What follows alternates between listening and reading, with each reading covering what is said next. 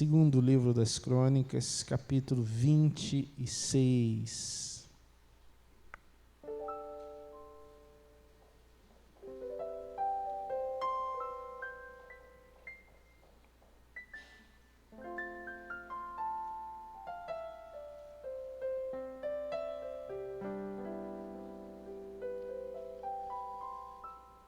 Segundo livro das Crônicas, capítulo 26. Todo o povo de Judá tomou a Uzias, que era 16 anos, e o constituiu rei em lugar de Amazias, seu pai. Ele edificou a Elate e a restituiu a Judá, depois que o rei descansou com seus pais. Uzias tinha 16 anos quando começou a reinar, e 52 anos reinou em Jerusalém. Era o nome da sua mãe, Jecolias, de Jerusalém. Ele fez o que era reto perante o Senhor, segundo tudo o que fizera Amazias seu pai. Propôs-se buscar a Deus nos dias de Zacarias, que era sábio nas visões de Deus. Nos dias em que buscou ao Senhor, Deus o fez prosperar. Saiu e guerreou contra os filisteus e quebrou os muros de Gate e de Jabne e Asdote, e edificou cidade no território de Asdod, entre os filisteus. Deus o ajudou contra os filisteus e contra os arábios, que habitavam em Jurbaal, e contra os menonitas. Os amonitas deram presentes a Uzias, cujo renome se espalha até a entrada do Egito, porque se tinha tornado em extremo forte. Também edificou Uzias torres em Jerusalém, a porta da esquina, a porta do vale e a porta do ângulo, e as fortificou. Também edificou torres no deserto e cavou muitas cisternas, porque tinha muito gado, tanto nos vales como nas campinas. Tinha lavradores e vinhateiros nos montes e nos campos férteis, porque era amigo da agricultura. Tinha também Uzias um exército de homens destros nas armas, que saíam à guerra em tropas, segundo o rol feito pelo escrivão Jeiel e Maaseias, oficial sob a direção de Ananias, um dos príncipes do rei. O número total dos cabeças das famílias, homens valentes, eram de 2.600.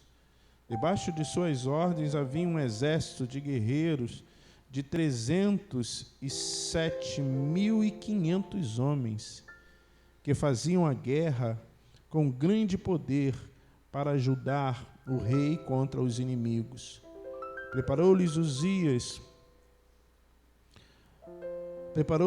Uzias para todo o exército escudos e lanças, capacetes, couraças e arcos, e até fundas para atirar pedras. Fabricou em Jerusalém máquinas de invenção de homens peritos, destinadas para as torres e cantos das muralhas, para atirarem flechas e grandes pedras. Divulgou-se a sua fama até muito longe, porque foi maravilhosamente ajudado até que se tornou forte. Vamos orar. Meu Deus, debaixo, sob a Tua palavra nós estamos, e é nela que nós queremos permanecer. Por isso, Senhor Deus, guia os nossos passos, o nosso entendimento, a nossa visão, os nossos ouvidos, o nosso coração, para que nós olhemos, ouçamos e vivamos os desígnios santos e eternos que Tu tens para cada um de nós. No nome do Senhor Jesus, com temor e tremor, eu te rogo por essas benditas bênçãos, por essa iluminação santa, de forma que essa palavra adentrará na vida e no coração de cada um, com um poder que vem do trono da sua graça e transformará vidas nesta noite. É a minha oração, meu Santo Rei, no nome de Jesus, amém. Os mais atentos vão se assemelhar a esse texto e não vão estar muito distantes, porque 2 semanas antes, ou 3, que nós começamos essa jornada para conversar e compartilhar acerca dos reis de Israel. Esse texto foi a introdução, ou essa história foi a introdução que eu havia tomado para que nós começássemos a ruminar no coração, na mente, as grandes histórias dos reis de Israel. E hoje nós vamos compartilhar de maneira mais apurada, talvez um pouco mais intensa e mais expansiva, acerca desta palavra, ou da história desse rei, ou deste reinado. Nós vamos compartilhar acerca de um rei de Judá. Aliás, até agora eu só falei dos reis da parte sul de Israel, que você se lembra que eu havia dito para você que depois da morte do Salomão, o reino de Israel é dividido. 10 tribos, ou 10 tribos e meia, vão para o lado norte de Israel e o restante vai para o lado sul. E o Uzias era um rei de Judá, o rei do lado sul de Israel, das tribos menores. E Uzias, que não é só chamado de Uzias, ele também é chamado de Azarias. Eu não sei o motivo do porquê pelos 2 nomes. O motivo não é muito claro assim no texto, mas os significados são bastante semelhantes. Uzias quer dizer Deus é minha força, e Azarias quer dizer Deus tem ajudado. Uzias foi um rei bom, vírgula. O texto começa dizendo que ele é um homem reto diante de Deus. Vocês sabem que todas as histórias dos reis de Judá e de Israel, eles normalmente têm essa frase nas suas primeiras linhas. Ou foi um rei bom diante de Deus, um rei reto diante de Deus, ou foi um rei mau diante de Deus. O rei que andou longe dos caminhos do Senhor. Uzias é um rei que é reto diante de Deus, vírgula, e vocês vão entender do porquê dessa vírgula.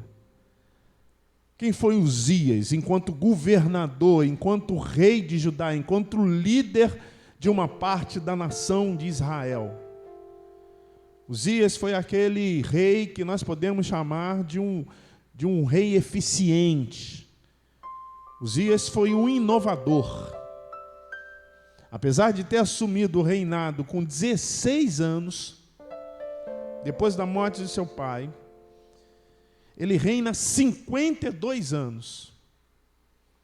Apesar de muito jovem, Uzias é um inovador. Ele inova no reinado. Ele cria uma atmosfera expansionista. O texto diz que Uzias fundou cidades. O texto diz que ele edificou lugares com a chancela, com a marca de Israel. Uzias é um estrategista. Ele coloca nas cidades, principalmente nas fronteiriças, torres. O que são torres?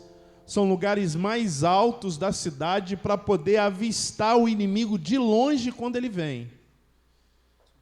Ele faz dessas estratégias, torres de vigia, nós podemos chamar assim. Uzias é um excelente administrador. O texto diz que ele era amigo da agricultura, ou seja, ele gostava do cultivo, da terra. Mas aquela terra era seca, a terra não era uma terra tão fértil assim. Mas ele constrói cisternas para fazer com que aquela terra seca se torne terra cultivável, se torne terra fértil para o cultivo. É uma estratégia. Há quem diga que Israel hoje tem um sistema de cisterna. Para quem já foi em Israel, ou para quem vai, né, presbítero Luiz? Para quem já foi ou para quem vai em Israel, diz que são mangueiras colocadas naquela terra seca e com furos em todas as mangueiras, e a água passa da mangueira e vai fertilizando e vai fazendo com que a terra fique fértil. Aquela terra seca parece um campo verde. Eu não sei se foi desse jeito, mas o fato é que ele faz cisternas em Israel para poder cultivar a terra.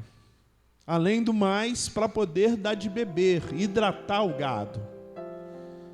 Uzias é um excelente administrador. Uzias é um visionário. Ele equipou as tropas. Ele comprou armamento, ou mandou fazer armamentos novos, capacetes, couraças, armaduras. Porque Uzias, o reino de Judá, estava rodeado de inimigos, inclusive o reino do norte, os seus co-irmãos. E ele, já precavendo isso, ele fortalece o exército, ao ponto de o texto chegar a um número absurdo de 307 mil soldados. Uzias, ele é um estrategista numa organização militar absurda. Ele só não governa, ele administra, ele é um grande general, um grande líder.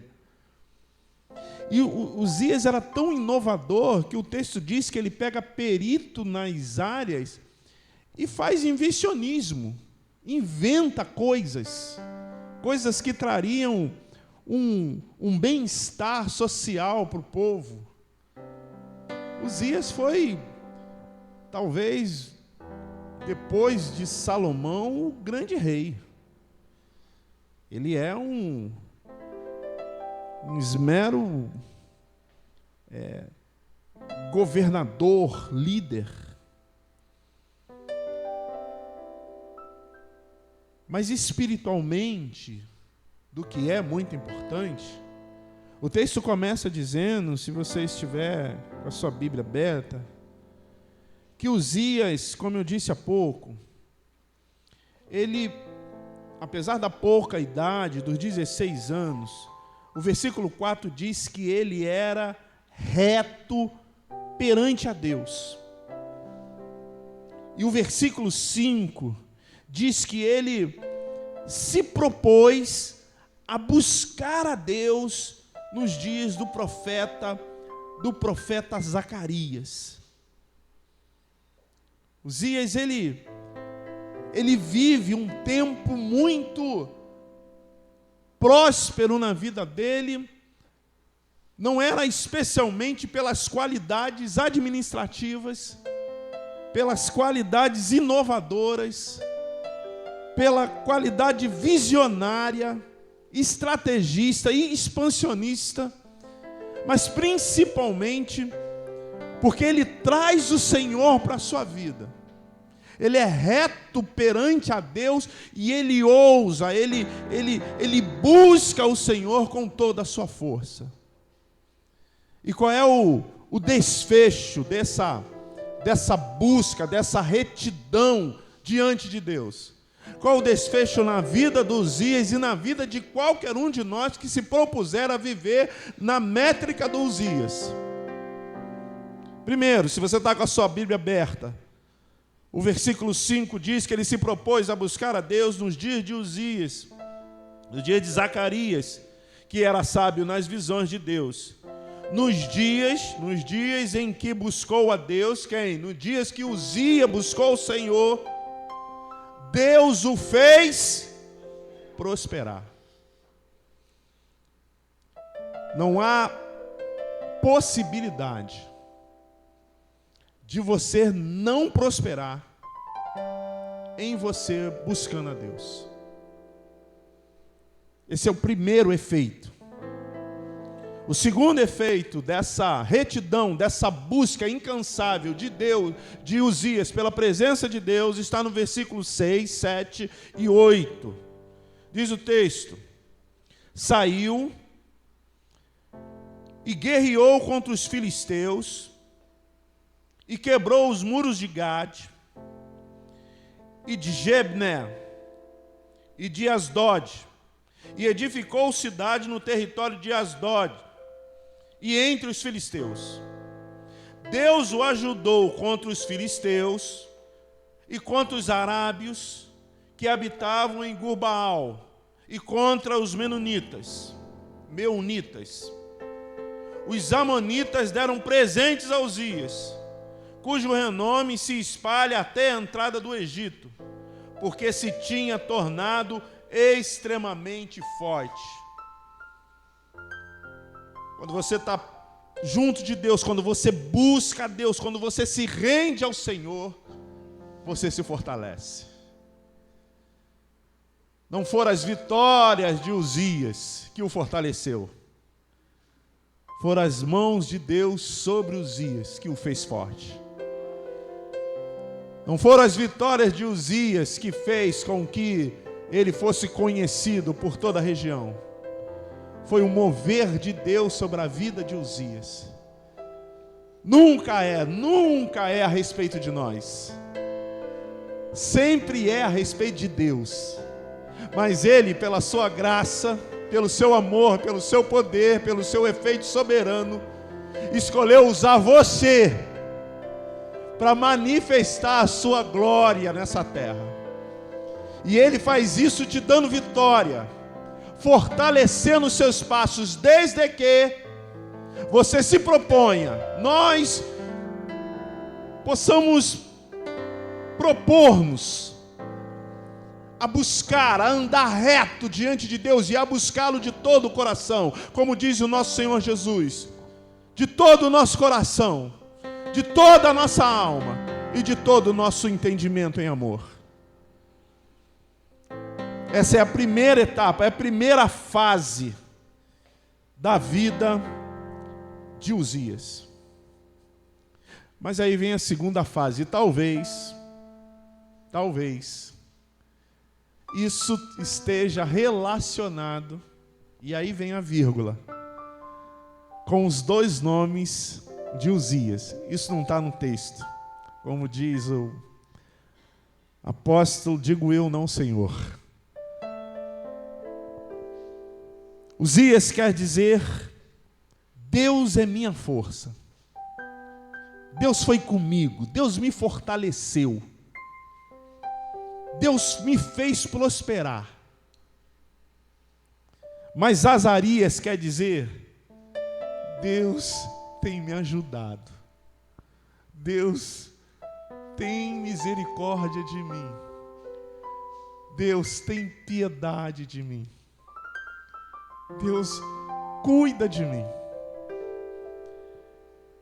A segunda fase de Azarias, e eu vou chamá-lo agora de Azarias para você compreender as duas fases. É difícil. É estranho. A gente não chegou lá, mas se você está com a sua Bíblia aberta, perceba o verso 16. A gente não chegou lá na leitura do texto. O texto diz assim: mas havendo-se já fortificado, havendo-se já fortalecido, havendo já percebido o mover poderoso de Deus sobre a sua vida,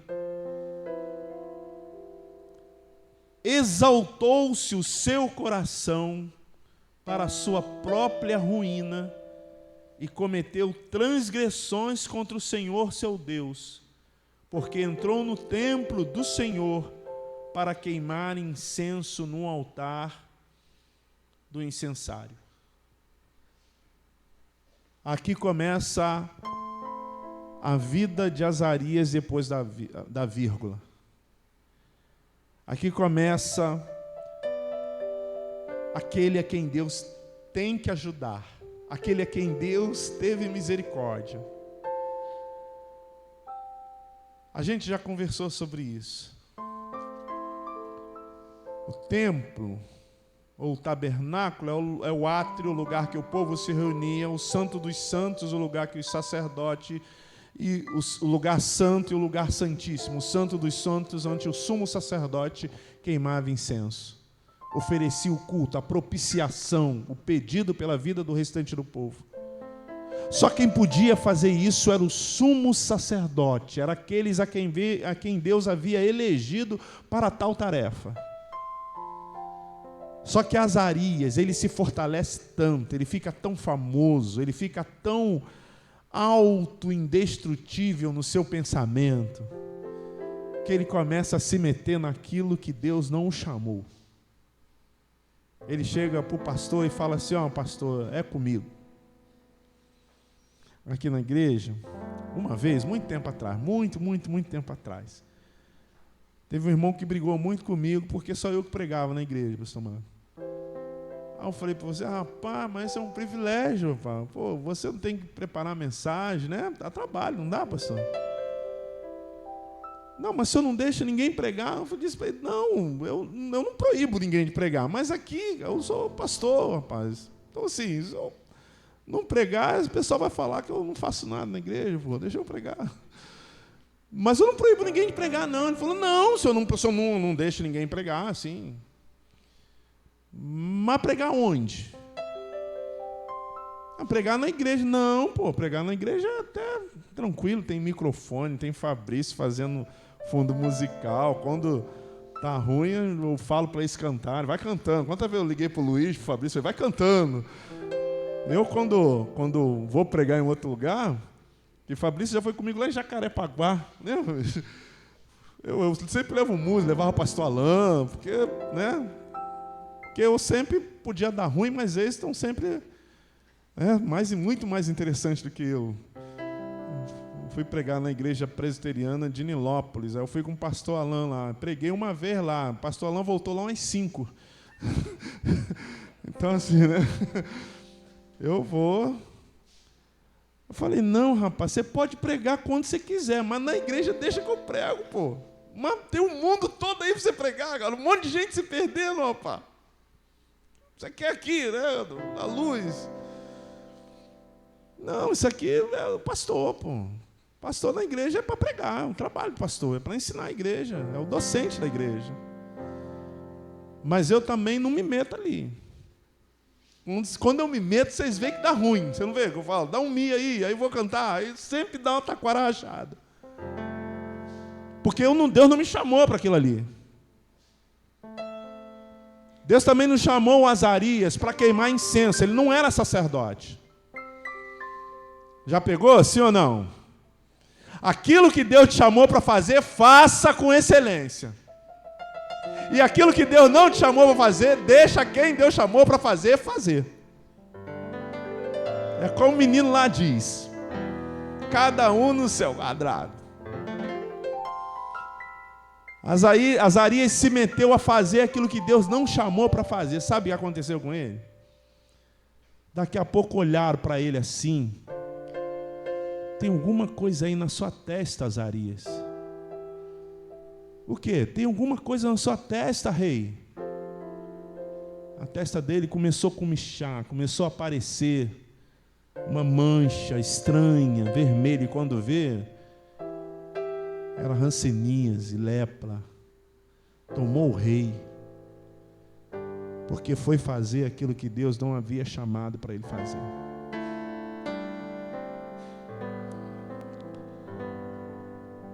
A história continua. E essa segunda fase da vida do Azarias, o texto diz que ele exaltou o seu coração. Lembra? Falei na quarta passada, falei domingo. Ele se ensoberbeceu. Ele se arrogou. Foi arrogante. Achou que podia ser aquilo que Deus não o havia chamado para ser. Achou que estava acima da vontade de Deus, do querer de Deus. Achou que podia todas as coisas. Ficou rico, famoso, poderoso. Achou, eu posso. Não. Nunca é sobre nós. Nunca é sobre Azarias. Sempre é sobre o Senhor. A Ele a glória eternamente. Amém. O texto diz que ele transgrediu os desígnios do Senhor. Você prestou atenção no texto? Ele, já fortificado, exaltou seu coração para a sua própria ruína e cometeu transgressões contra um Senhor. Um abismo vai chamando outro abismo. Azarias passa o final da sua vida numa espécie de prisão domiciliar, porque ele não podia mais frequentar o lugar de adoração, porque ele estava leproso, estava com hanseníase. E parece-me que há um governo transitório. O filho dele, de fato, é quem governava entre o povo, e ele ficou acasalado na sua casa lá. E passa isso até os últimos dias de seu reinado. Você e eu, meus irmãos, somos os instrumentos de Deus. Você e eu somos a árvore. Pouco importa o nosso fruto. Não pouco importa, mas não é isso de fato que releva a nossa trajetória de fé. Quando Deus diz assim: pelos frutos conhecerás a árvore, a gente às vezes diz assim: tá vendo? Pelos frutos a gente conhece quem é. Não, não é pelos frutos, é pela árvore. Não é pelo que você faz. Porque gente boa pode fazer coisa ruim, gente ruim pode fazer coisa boa, e a gente não sabe o que se passa no coração das pessoas. Quando Deus fala sobre os frutos e a árvore, é sobre as árvores que Ele está falando. Não é sobre o que você faz. Azarias fez muitas coisas boas, mas é sobre quem você é. O motivo do porquê que essas coisas foram feitas. Eu gosto muito dos ateus. Os amo. Porque a maioria deles, não é que eles não acreditam em Deus. Eles não sabem quem é Deus. E esses dias, das poucas vezes que eu interajo lá na internet, eu entrei num perfil de um filósofo que falava sobre o ateísmo dele, e eu disse para ele: não, esse Deus do qual você está dizendo que não acredita, nem eu acredito, porque esse Deus aí não existe. Esse Deus, disseram para você que ele é. Agora, talvez se você conhecer o Deus verdadeiro, o Pai de Jesus, o Senhor dos Senhores, como uma pessoa inteligente que eu sei que você é, inevitavelmente, você não resistirá à glória dele. Não é sobre nós, é sobre Deus. Não é o que nós fazemos, é o que Deus faz em nós, por meio de nós e para a glória dele. Uzias achou que era ele. Aí ele se transforma no Azarias. Ah, Deus, me ajuda, tem de misericórdia de mim. Deus ainda permaneceu com Uzias, mas ele paga duras penas o efeito de ter transgredido os desígnios do Senhor, de ter exaltado o seu coração, de ter se ensoberbecido na presença de Deus. A Bíblia diz que ele foi um rei reto, e foi mesmo. Mas ele ainda preserva uma certa intimidade nele, para ele, que faz com que ele viva os restos dos seus dias longe dos desígnios do propósito do Senhor. Meus irmãos, no nome de Jesus, se eu fosse dizer para você guardar uma frase nessa noite, eu diria para ti: não importa o tempo, não importa a fase, mas sempre, sempre, tema o Senhor. Nunca pense que é por você, que é em você, que é você. Sempre é segundo o coração de Deus. É Deus e sempre será Deus. Se curar é Deus, se não curar também é Deus. Se for, é Deus que nos leva, se não for, é Deus que nos segura. Em Deus sempre será Ele. Dele, por Ele e para Ele são todas as coisas. Amém? Vamos ficar em pé.